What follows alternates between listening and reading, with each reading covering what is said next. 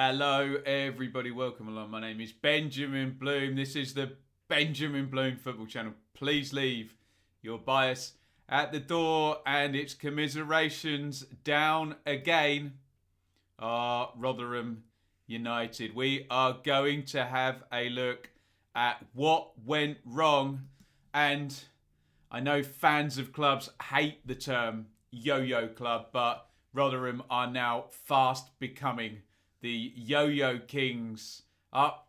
Down, up, down, up, down now from the championship after this last round of games proved just a bridge too far for the Millers. Let's have a look at what happened.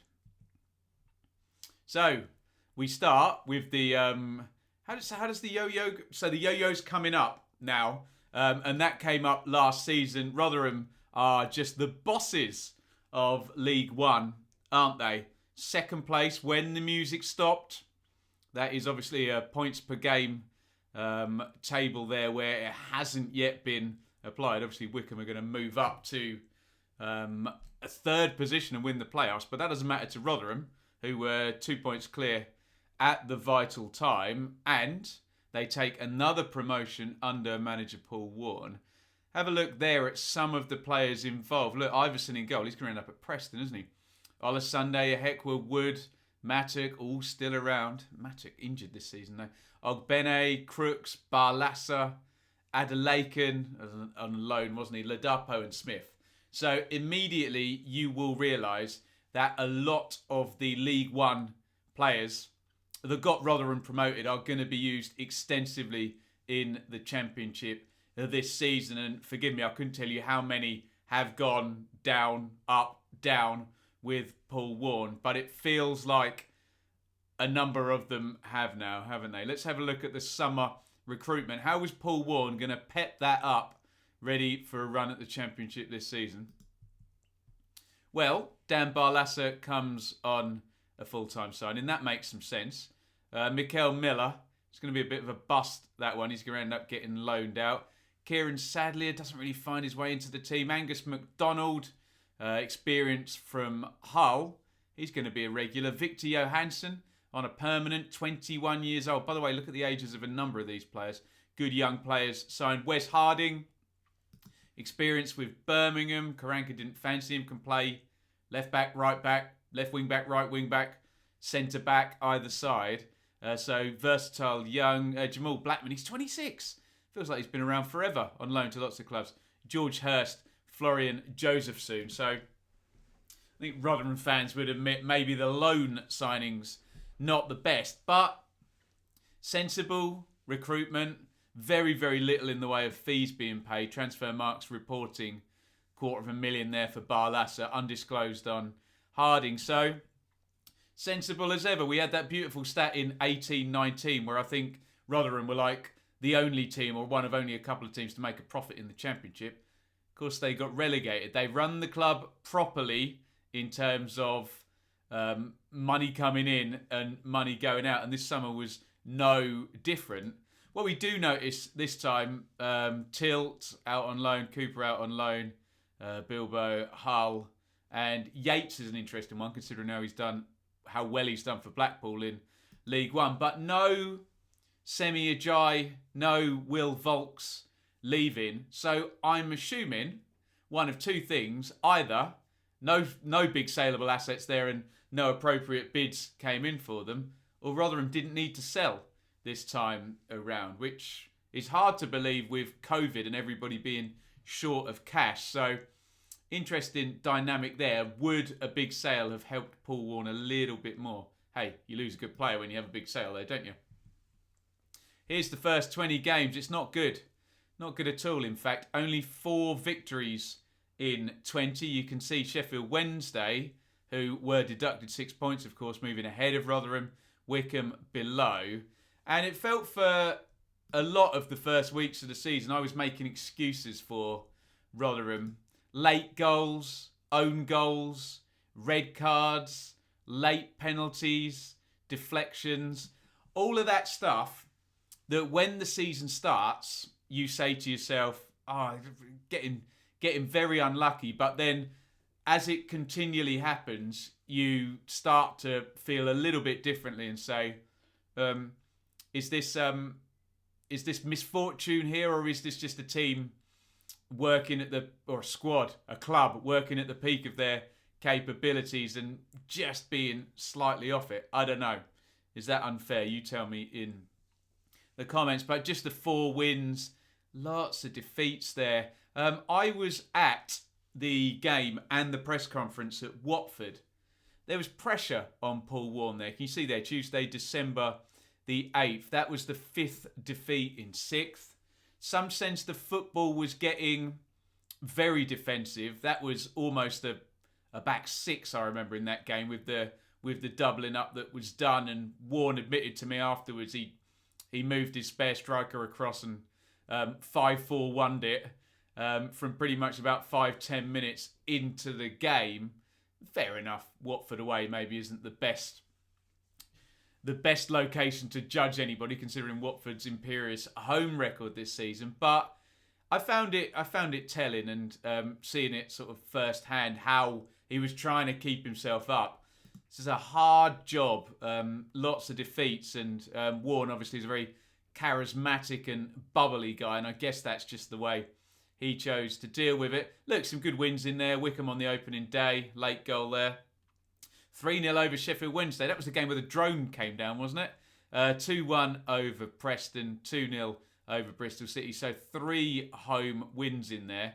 And we still had that incredible stat, didn't we?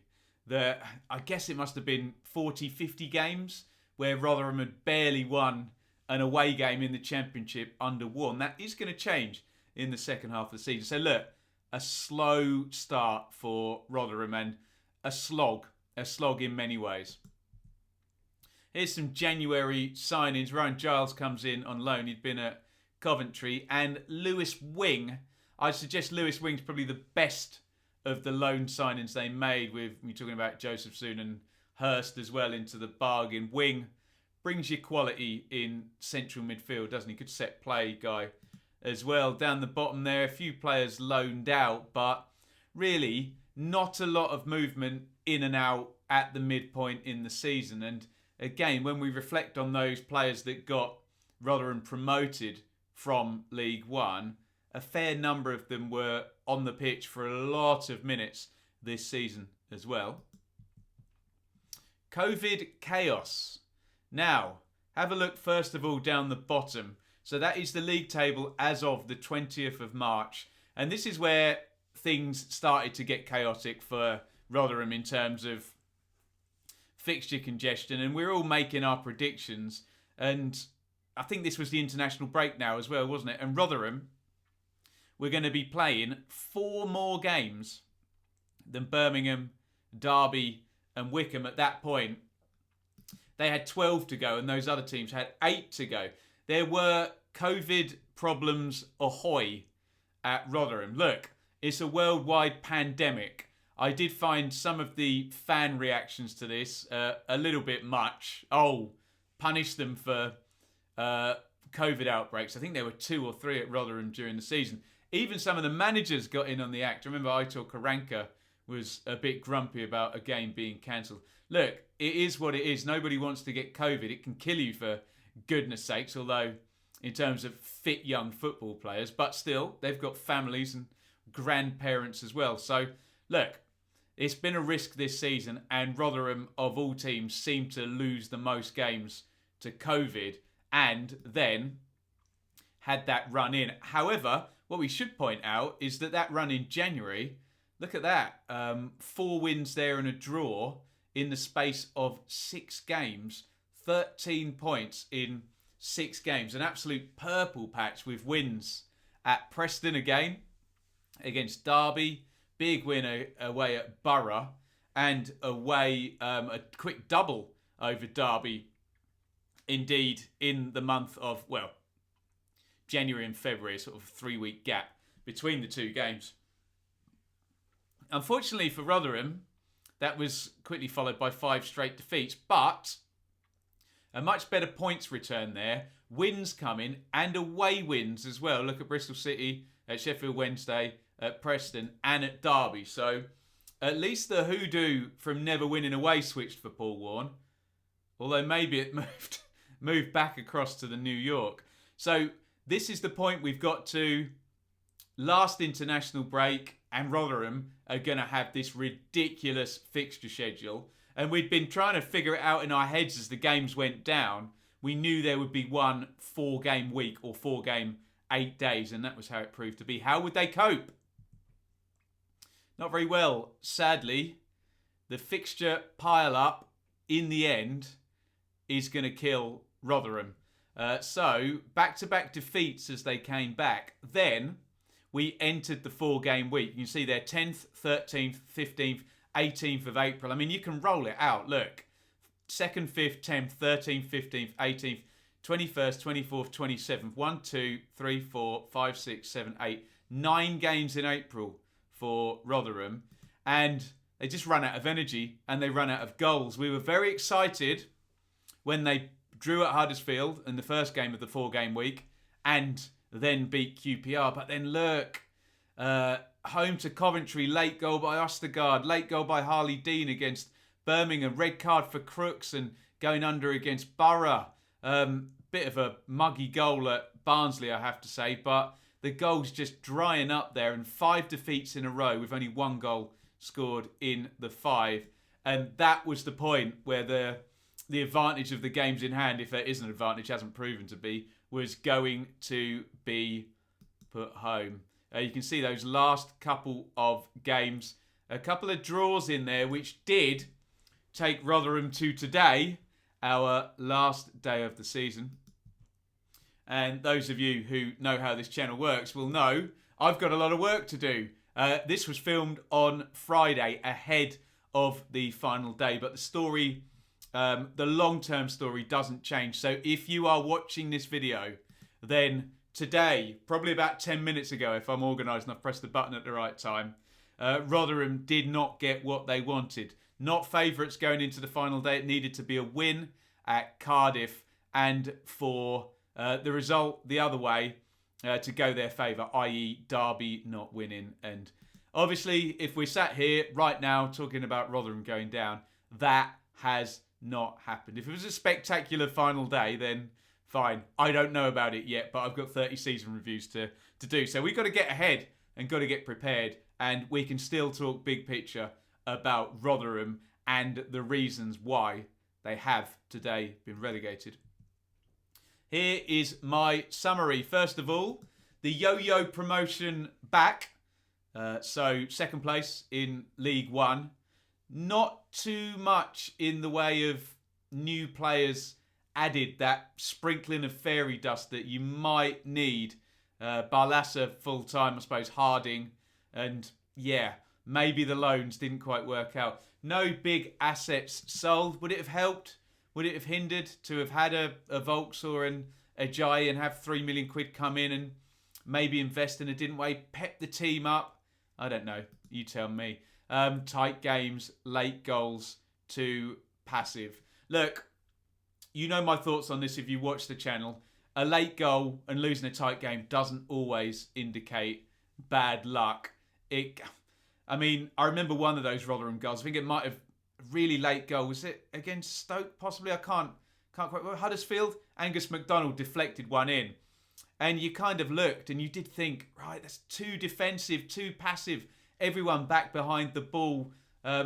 You're asking for a deflection, aren't you, in those situations? Okay, where it bounced wasn't the best of luck. But I don't know. You tell me if you're a Rotherham fan. Was Warne too passive? If you look at the goal difference, obviously going into this last game, they were outscoring and having a much better goal difference than all the other teams down there. So maybe I'm wrong about that, but over the season, just hasn't worked out, has it? COVID chaos and the fixture pile up. Everybody does it, don't they? They look at games in hand and they add a disproportionate amount of points compared to how the team's performed in the rest of the season to those games. I personally try not to do that, but even if we just added Rotherham's points per games with the four extra games, you were having them finish above unfortunately, Birmingham. And therein lies another problem, that Birmingham, who were in their sights, brilliant run under Lee Bowyer, and Coventry also had, I think, 4 wins in 5 at one point. So those two teams just pulled themselves away, and they were both in Rotherham's sights when Rotherham started losing. Those teams started winning, and Rotherham ran out of gas and ran out of goals, didn't they, with the April 9 games. Incredible. Energy and goals ran out. I think I've covered that. Final day failure again.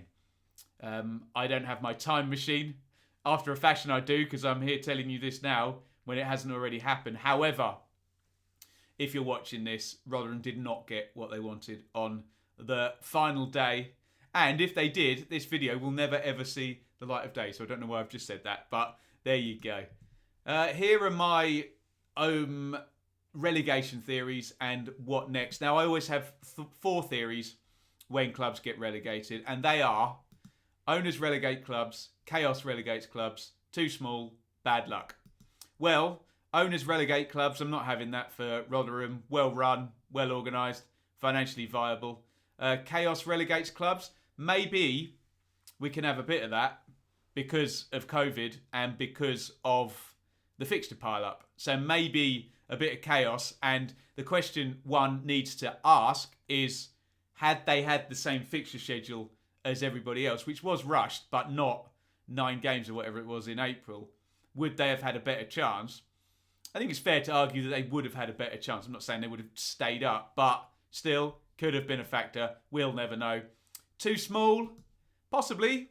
Possibly. I don't have them on, without wishing to patronise or disrespect Wycombe, I don't have them as a smaller club than Wycombe, who have never been in the Championship, and Rotherham have been here regularly. But I kind of admire their steadfast refusal to not overspend. And look, some clubs are in their natural position. And maybe Watford's natural position lies somewhere between the Championship and League One. Obviously, it would be nice to see a club that runs properly, doesn't sack its manager every season, doesn't make a loss. It'd be nice to see that club do well. But I'm afraid the system is just stacked against clubs like that. And pretty much every club that succeeds in the Championship or gets out makes a huge loss. That's the deal. Rotherham are protecting their future. More power to them, I say. So too small, possibly, and by choice. Bad luck? I don't know. We're normally looking at a star player injured. Look, you can call the COVID thing bad luck, I guess. We don't know the ins and outs of that. But maybe we'd look more, perhaps, at the loan signings not working and not adding a big contribution there, maybe other than Wing. I don't know. Rotherham fans, correct me if I'm wrong about that. And maybe just a bit too passive in certain games. But then going into that last day of the season, they didn't have a cataclysmic goal difference. So too passive, I don't know. Tricky one, you tell me. There's a quote from Paul Warne. I'll have a couple of weeks where I don't think about football. I don't believe you, Paul. I will be amazed if I ever come to the conclusion that I don't want to be the manager of this amazing club. But that might be taken out of my hands. So look, it's up in the air. We got Paul Warne saying that, putting a bit of doubt in there. I think the owner had come out and said, no, we'll keep Paul Warne. Whether that's a good idea or a bad idea, I don't know. Stability is a good thing, normally, if it's the right guy. And sometimes a change is a good thing. So it works both ways. We'll find out if he goes. We'll find out if he stays. Either way, we'll find out. Time will tell. There are the last 4 seasons where you can see, look, bottom of the Championship. Warne took over at the back end of that season. He got them promoted from League One through the playoffs. I was there at the playoff final. Recce and Paul Hurst. That was a short-term thing, wasn't it? But hey, what are you going to do? Relegated from the Championship 22nd and then promoted back. And now relegated one more time. That is my view on what went wrong. Look, when we're talking about a Rotherham or a Wycombe going down, it's a bit less of a what went wrong because, you know, that may not even be a fair thing to say, oh, you got it wrong, you went down, therefore you got it wrong. We know the system isn't too favoured to smaller clubs coming up from League One and surviving. But hey, Luton and Barnsley have managed to do very well this season. Coventry survived as well. So I can't totally sit on that as a theory. But I do admire... I like Rotherham Stadium. It's the right size. They're well organised. They're loyal. They don't spend stupid amounts of money. There's a lot about them to admire. But just haven't been able to go that extra mile in the Championship and stay in there for a couple of seasons. Maybe in the future they can. I'm sure they'll put the fear of God. Look, I'm an Ipswich fan. I know what Rotherham do when they're in League One. So I'm sure they'll put the fear of God up. Plenty of League One sides next season. You wouldn't be surprised. Even if Paul Warne stays, goes, whatever, to see Rotherham fighting at the top end of the table. Thank you to the Rotherham fans that have watched the channel this season and their interactions and black humour. Sometimes Iain will know I'm speaking directly about him there. He's been a great follower of the channel this season. Hopefully, my plans to get a regular-ish Dearly Departed show in for League One will come to fruition and we'll still get to interact with those great Rotherham fans that we've come to meet this season. But all of that being said, it is commiserations to Rotherham, who were relegated today. Get your thoughts down there in the comments. And good luck, Godspeed to Rotherham and Paul Warne going forward. Over and out. Thank you so much for watching. If you enjoyed this video, please hit the like button to see more videos from this channel. Hit the subscribe button and to be notified every time we upload. Ring the bell for those notifications to come through on your device. If you really want to support the channel and me as a content creator, I will be eternally grateful if you head over to the merch store and grab something, or support over on Patreon, patreon.com/Benjamin Bloom. Thank you for your time. Go and watch another video.